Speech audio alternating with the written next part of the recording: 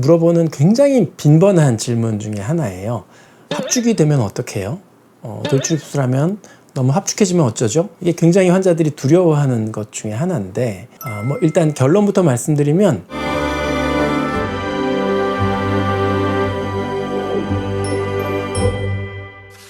네, 안녕하세요.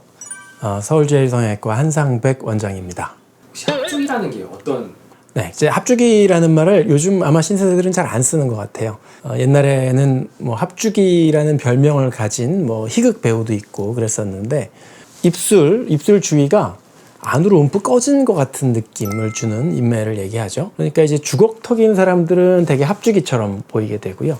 입술보다 턱끝이 더 앞에 나와 있으니까 입 부위가 함몰된 것 같은 느낌을 주게 되죠. 그런 걸 합죽이라고 하고, 또 이제 이런 것도 있어요. 이건 사실 입이 나와 있거든요. 입이 나와 있어서 이건 합죽이가 아니라 돌출입인데, 이 사람의 입을 벌려보면 치아가 안쪽으로 치아가 혀 쪽으로 이렇게 안으로 굽어 있죠. 저것도 좀 합죽해 보입니다. 저건 이제 어떻게 보면 합죽이라기보다는 옥리라고 하는데요. 그런 것도 어떻게 보면 합죽이의 큰 범주에 포함된다고 할 수 있습니다.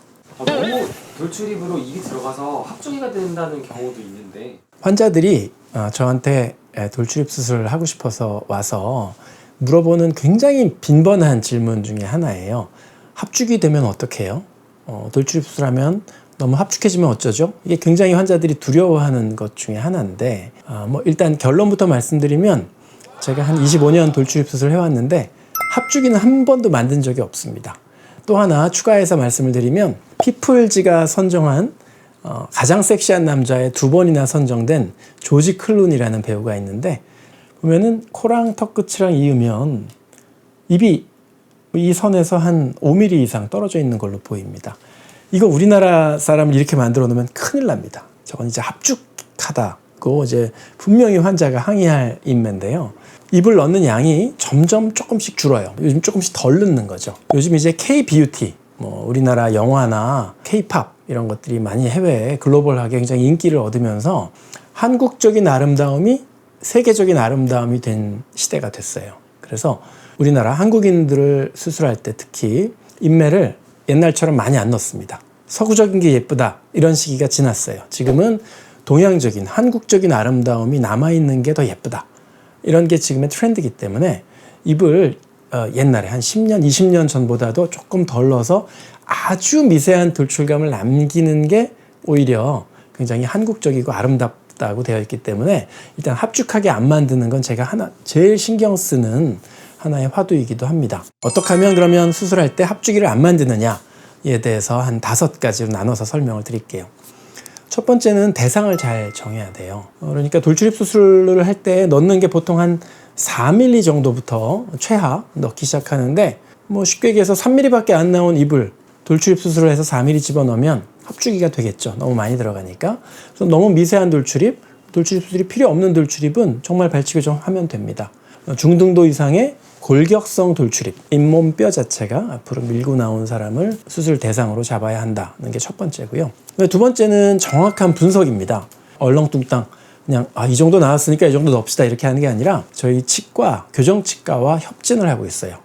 원팀으로 코워크를 하고 있는데요.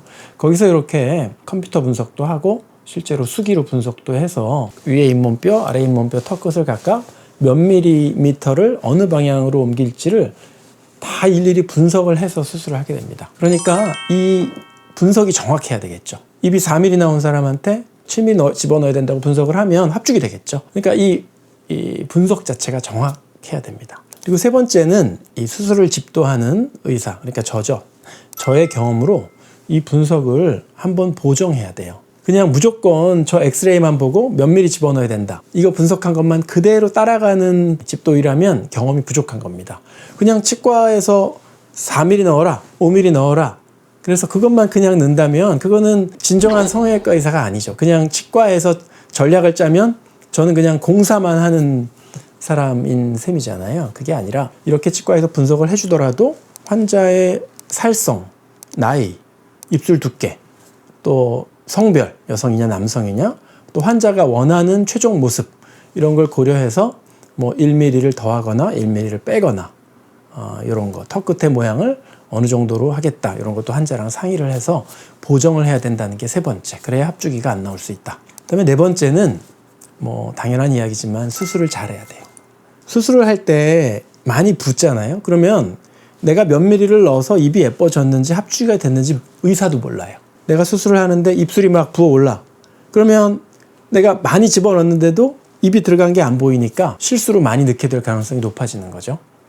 그러니까 수술을 잘한다는 게 수술을 깔끔하게 필요한 부분만 딱딱 터치를 해서 많이 건드리지 않고 수술을 하게 되면 입술이나 이 연부 조직이 많이 붙지 않기 때문에 수술을 딱 해놓으면 직후에 입이 어느 정도 들어갔는지를 제가 눈으로 보면서 조절을 할 수 있어요. 그러니까 수술을 정교하게 깔끔하게 붙지 않게 잘하는 집도의가 합주기를 더 잘 예방할 수 있다. 다섯 번째로는요. 의사가 정확한 양을 절골할 수 있는 손이 있어야 돼요. 치과에서 분석했어요. 의사가 다시 한번 몇 미리를 넣겠다고 다시 보정을 했어요.